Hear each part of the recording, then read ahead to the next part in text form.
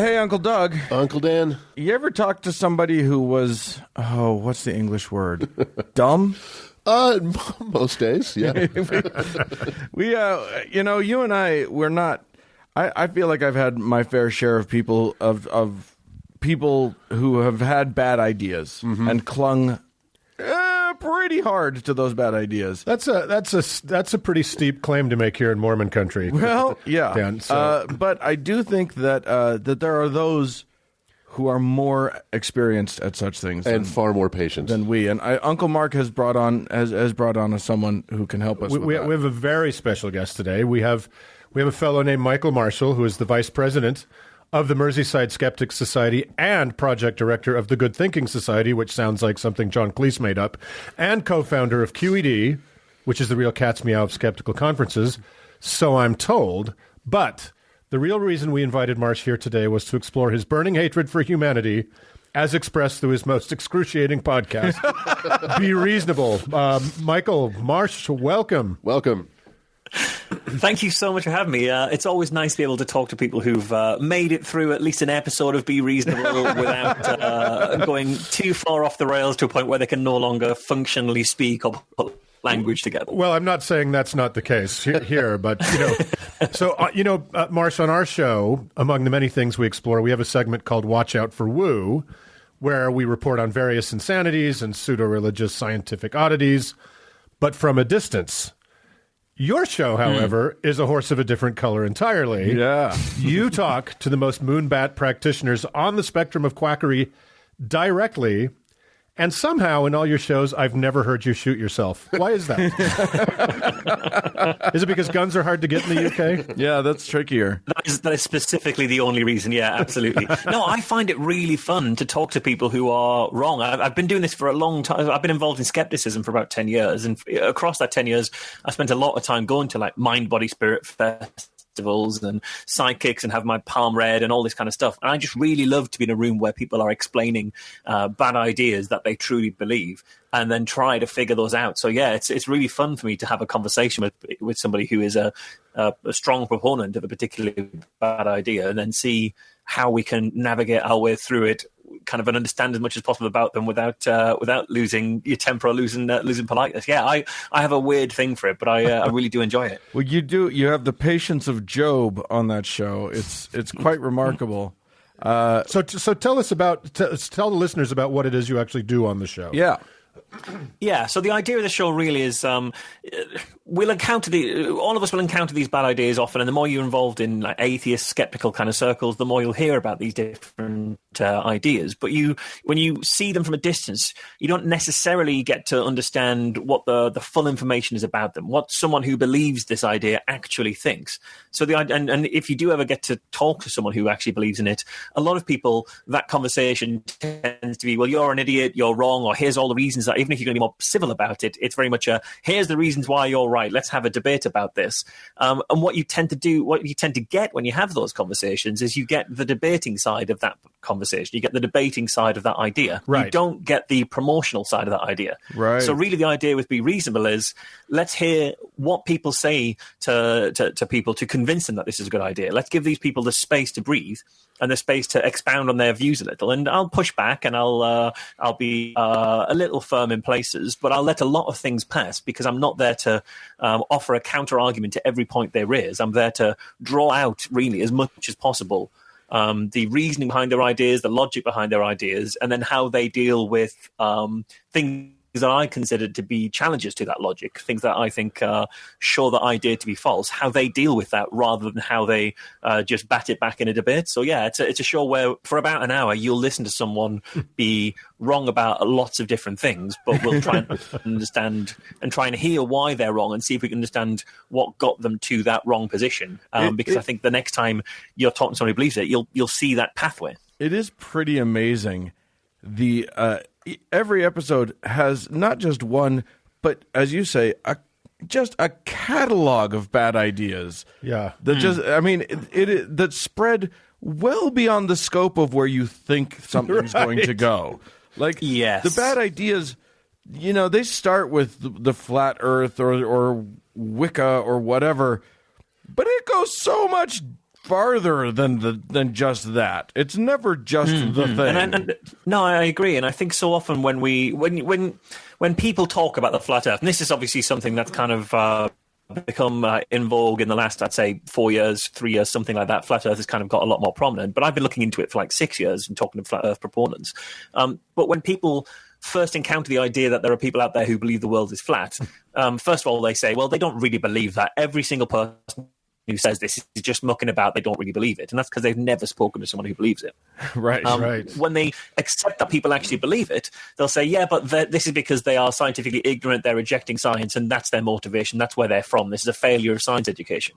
And that's also an ignorant position, because when you actually talk to people who really believe it, you see that it's not just that they think the world is flat, but they think this whole host of other stuff as well. And they didn't get there because they devalue the process of science. They get there because there's some core identity issue for them, that flat Earth, it's a scratch that it's an itch that flat Earth scratches. Yeah. And so I think, you don't just get these single ideas in isolation. They do so often come with a raft of other stuff, and so many different ideas.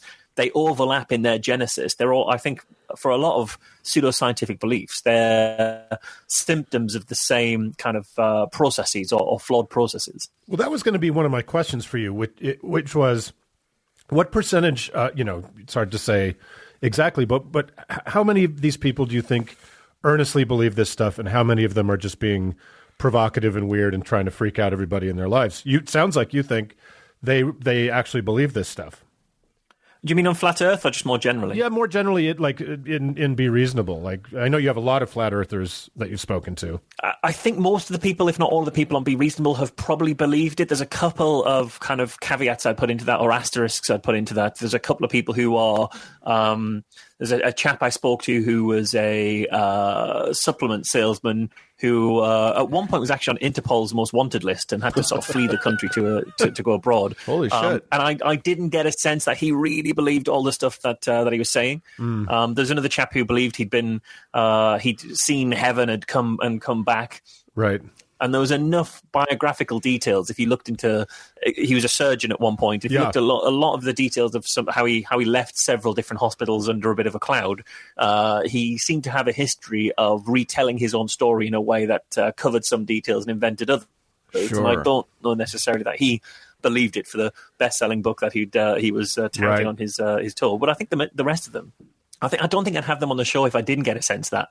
I don't think I'd have them on the show necessarily if I didn't have a sense that they really believed it. But more to the point, I don't think they'd necessarily come on the show if they didn't believe it. Right. Because I'm very upfront about the fact that I'm skeptical of their ideas, and I think the people who are charlatans tend to avoid skeptics like the plague, because what value do they have in exchanging with us? Whereas the people who really believe it, they just want to talk about what they really believe, so they don't come in with as cynical a viewpoint as someone who is a charlatan might. So yeah, I think most of the people I speak to actually really do believe it, as best I can tell.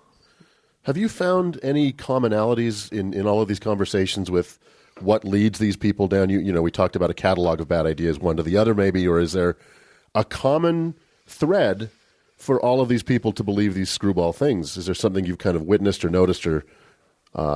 Yeah, I'd say there are definitely some commonalities. Really is the value they place on personal experience. That seems to be something that just comes time and time again, is that I know because I had this experience. I was going through this time in my life. I tried this thing, and this thing was a revelation to me. And that might be an alternative medicine thing, might be the various people I've had on who profess to have psychic abilities. I think the majority of those that I've spoken to, again with some caveats, believed that they were psychic. There was one or two people I had on that I was pretty sure knew they were full of shit. And there was one I interviewed in a previous show that I did, and we reused the audio, we reused the interview once we did Be Reasonable, because this was a psychic that I first started speaking to, and she said she was very ethical. She'd never get involved in police cases. She'd never get involved in a missing persons case unless the family really asked her. She wouldn't give them any information they weren't specifically asking for. And then we found years later she was doing a show called the Death Row Psychic, where she would go to the death row and and connect them with the ghosts of the people they murdered. Oh my God. Like, this is not ethical at all. And so we re-released that audio, and it just really goes to show that I don't necessarily think she really believed what she was doing. And in that show, she actually did a live psychic reading for me and my co-host. And she said So do you want me to do a reading for you? I said, I'll do a reading for you now. And I was co-hosting it at the time with Hayley Stevens. And I said, well, do you want a reading for me or for Hayley? She said, well, I'll do it for both of you because I can tell that you're sat next to each other. No, wait, you're sat opposite each other. And I said, well, I'm in the north of England and she's in the south of England. So there's about 400 miles between us. But she might have been right that you were facing each other. Yeah, you don't know. Seriously opposite. True. yeah, and then just the whole interview, the whole reading nosedived from there, and it's worth sort of digging out. As Vicky Monroe was the name of the psychic there, but yes, but I think the people who really believe it, it's all about personal experience in a lot of ways. It's like I had this experience, and this really showed to me that it's true. A lot of the other commonalities, I think in many ways, it's kind of the issue of our age to a degree is conspiracism, is a tendency to believe a conspiracy and to forward a conspiracy, and I think this is something that really have to figure out how to take the wind out of, how to sort of deflate it at the moment, because I don't know that we're necessarily well equipped for explaining and debunking through a conspiracy theory, and yet we see conspiracy theories now. Facebook without someone saying there's a conspiracy about this cures cancer, big pharma suppressing that. Did you know the government actually did 9/11 / fake the moon landing / all these other things? Conspiracy is everywhere. Yeah, and I think more and more I see that be reasonable. I think we're losing the war to that right now. I think that and I don't know if it's social media or what it is, but it's such a difficult mindset to challenge because, of course, in conspiracy theory, everything that is proof against the conspiracy is proof for the conspiracy, right?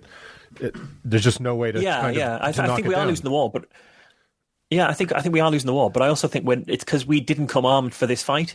And I sort of think if you look back at the history of kind of skepticism or activism against pseudoscience, for a long time, pseudoscience in large, in broader society was all UFOs and psychics and Bigfoot. Right. And so we had in like magicians to debunk psychics.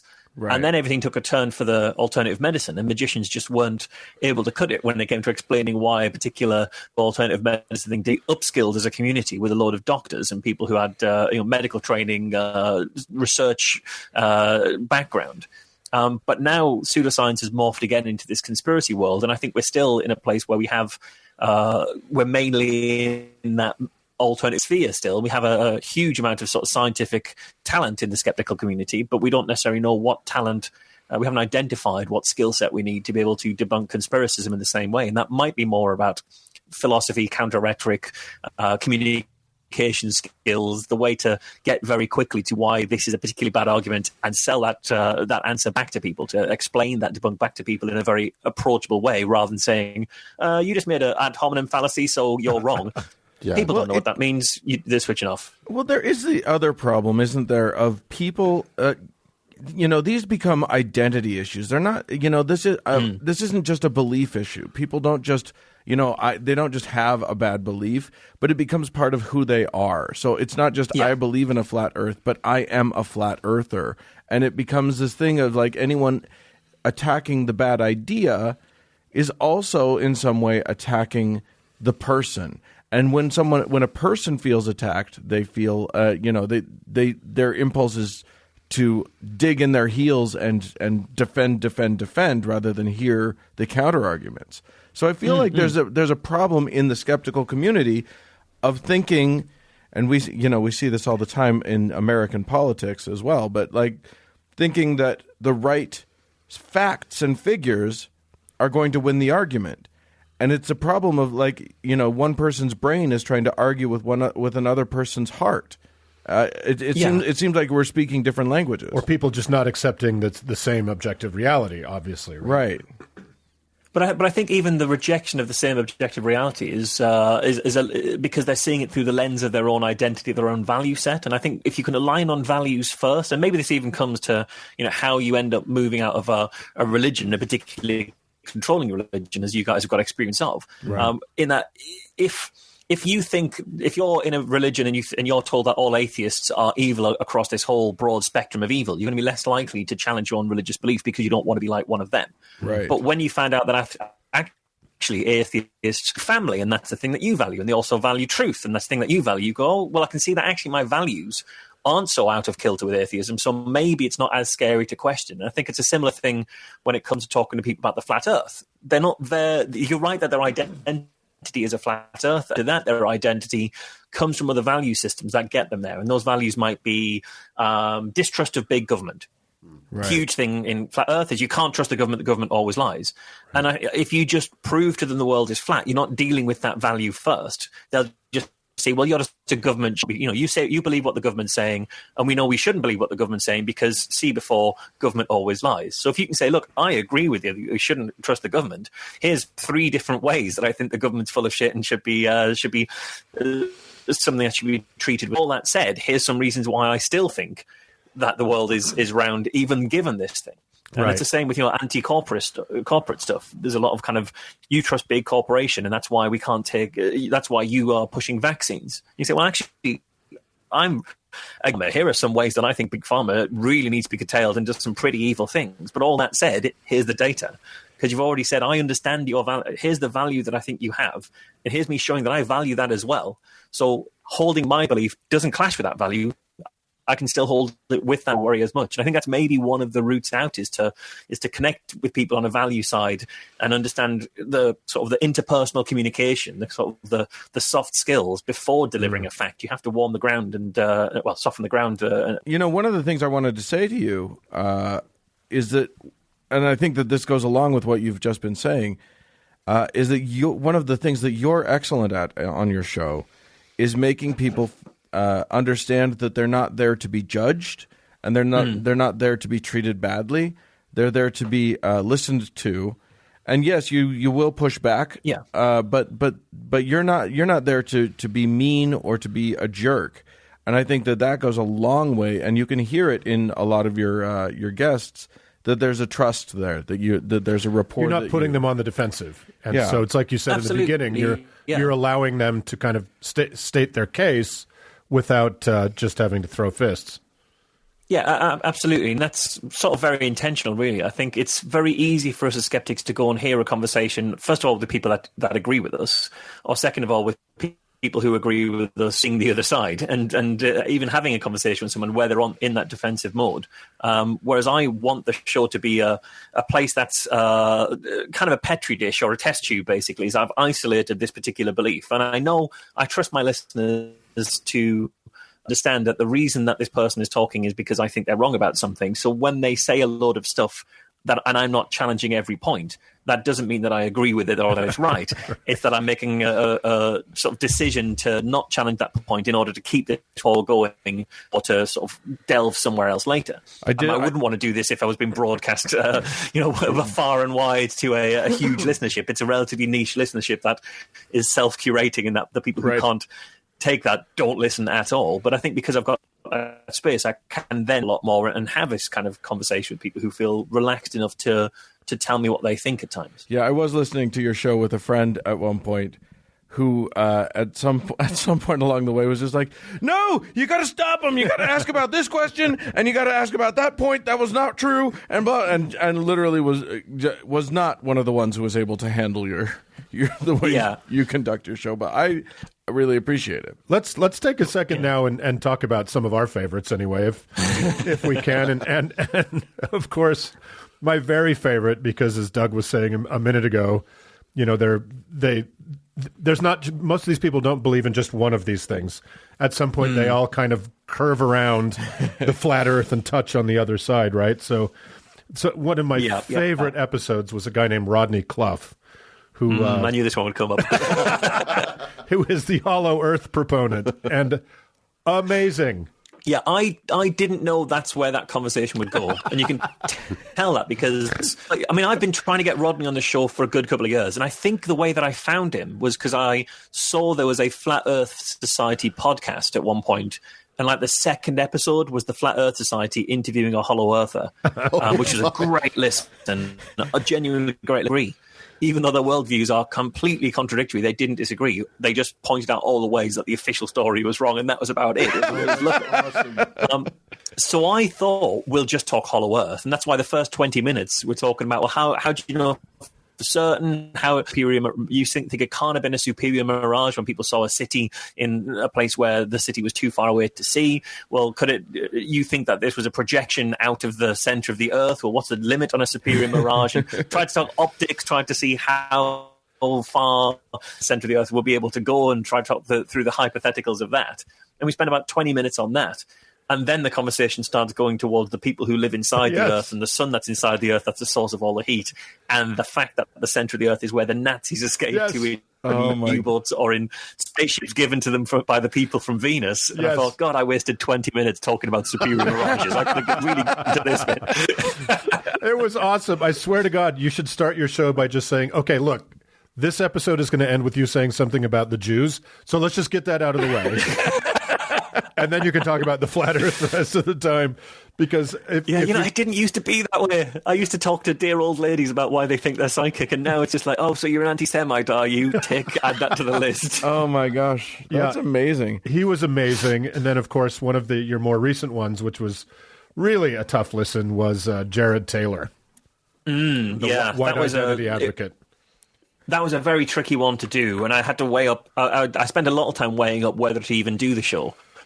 Yeah, I didn't hear that one. Who is this? So this is Jared Taylor, who runs American Renaissance, who describes himself as a race realist, but is very clearly a white supremacist, white nationalist. I think he uses the term white nationalist as a positive. Yeah, and he was laying out all the reasons why he thinks that America needs to be, if not fully a white ethno state, then be separated into a white ethno state, and everybody who doesn't want to be in a white ethno state.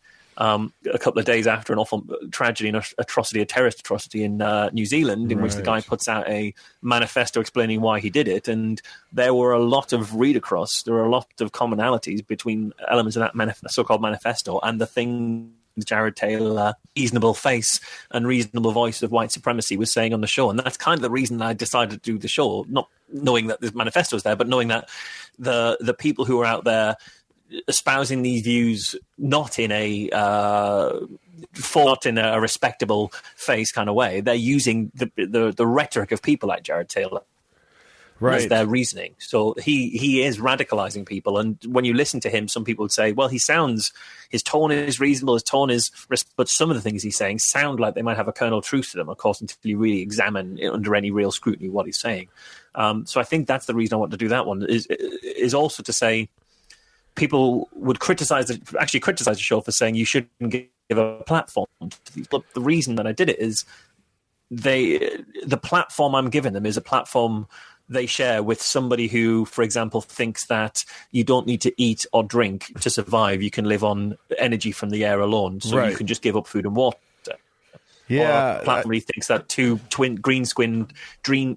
green-skinned children were beamed from the future to a small cave in Wiltshire in 15th century. That's the platform you're on. That's the platform these ideas deserve to be on. Right. Absolutely. I love that grouping. That's a clever way to think about it. One of my favorite episodes that I listened to, not because it was super wacky, was a woman who practiced Wicca. She was a Wicca priestess, and she was kind of semi-notorious because she would, try to cure your computer of its viruses using crystals or whatever. Yeah, yeah. But there was this amazing moment that you had when you were talking to her, and you said, you said something that just sort of skipped off the surface of the idea that maybe she's taking data that doesn't prove that she actually did something, and letting that prove to her that she did something. And she actually went with you down that road a little bit. And she was like, I haven't actually thought about it. Maybe what I'm doing is just making these people feel better, and that, maybe there's a placebo effect happening. And she literally, like, for just a moment, went down that driveway, and it was this amazing thing where she actually played the skeptic game a little bit. I don't think it convinced her of anything, but what a brilliant moment that was. That leads me to I absolutely live for those moments. I really do. And biggest, I'm not saying regret, but heartbreaks, I guess, about the show is I had an interview with a chap who was a 9/11 truther. I put the interview out eventually, but the end of the interview didn't take. And he was a chap from a group called Artists in 9/11 Truth, and throughout the interview we talk about fairly standard 9/11 stuff, but it was really clear as he's talking that what are his values? Well, he was very clearly a pacifist, and that came up so often that he abhorred the war in Iraq, he abhorred the reaction to 9/11. And so understandably so, huge numbers of innocent people were killed as a result of this, he was saying, and I agree with on that. And so I said to him at the end of the interview that you clearly think that war is that you clearly are a pacifist. Do you think that your view of that war would be different if you believe the official story on 9/11? If 9/11 happened exactly as the government said, how would you feel about the war? And he said, well, I'd probably feel it was a bit more justified that we should be who was out there to do this. And I said, okay, well, do you think that has any bearing on your disbelief that it really happened? Is it easier for you to believe that the government was behind it and therefore the reaction of the government was also evil than to say, well, America did this evil act and went on to do something you consider to be evil? And that's a very hard thing to bear in mind. And he said, I never thought about it that way, but maybe I've got to really think about that. And I was like, yes, and that's the bit that didn't record. I couldn't put that bit out on the show because it didn't record. I was like, oh my God, I've spent so long getting you to this point. 'Cause I knew this feel for the fact that he really did value pacifism. He really was at his core anti-war, and I can, align with those values with him. Yeah. But it was just such a shame that I couldn't get that. For some reason, the recording failed, and I had to put the show out without that.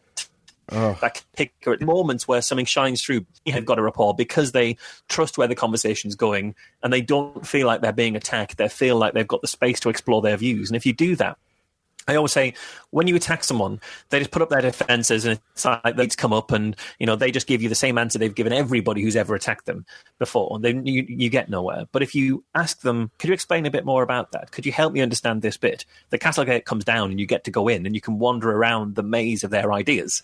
And if you do that with and enough kind of gentle nudging, you can get them to take a left turn that they've never taken before. And they're confronted by this wall in the maze that they didn't know was there and don't know how to get past. And that can be a really interesting part of the conversation if you can get there. But it's only if you have this rapport can you even begin to do that. Totally. Yeah, it's like a moment of denouement is possible if you once they've gotten past, and it was the Jews. After that, you can get to a moment of self-reflection, right? Yeah, and once they've stopped thinking is a shill for the big conspiracy who's just trying to show everyone how gullible I am, or trip me up, or make me a fool, or something, or shout at me. Once they know that that's not what you're trying to do, you can relax into the conversation. And it does mean letting some things pass. So they might say something horrible about Jewish people, and I'll go I'll bite my tongue on that one, because otherwise the show's just going to be another exploration of anti-Semitism. Right. But you can take them in unusual directions that I don't know whether it's ever changed anyone's mind that I've spoken to, but I think there are certainly people I've gotten to ask themselves a question they've never asked themselves before. Sure. And I don't know how easily they're going to answer those questions. Well, I mean, the one thing that has become clear from all of your episodes is that you are the Illuminati's most clever agent. It's very... Yeah, I know you probably absolutely. You probably have to get to synagogue soon too, so we should probably let you go. But well, I think that's a great place to leave it, right? With a little sting of anti-Semitism. Yeah. Always a good denouement. It wouldn't be reasonable without it. Right. So, Marsh, tell the people where they can find you and all of your good work. Yeah, wherever podcasts live, just look for Be Reasonable. You can find it on the Merseyside Skeptics Society's website, which is merseysideskeptics.org.uk. And my day job is an investigative and an activist skeptic working for a skeptic, all about the stuff we've been doing with there at the Good Thinking Society's website, which is goodthinkingsociety.org. Great. Excellent. Well, thank you for doing the Lord's work. And anybody who does not have enough head dents in their desk, please go ahead and listen to Be Reasonable and in air quotes, enjoy it. So, Marsh, thanks so much. Absolutely. Thanks so much for joining us. Thanks a lot, guys. Anytime. It's been a pleasure.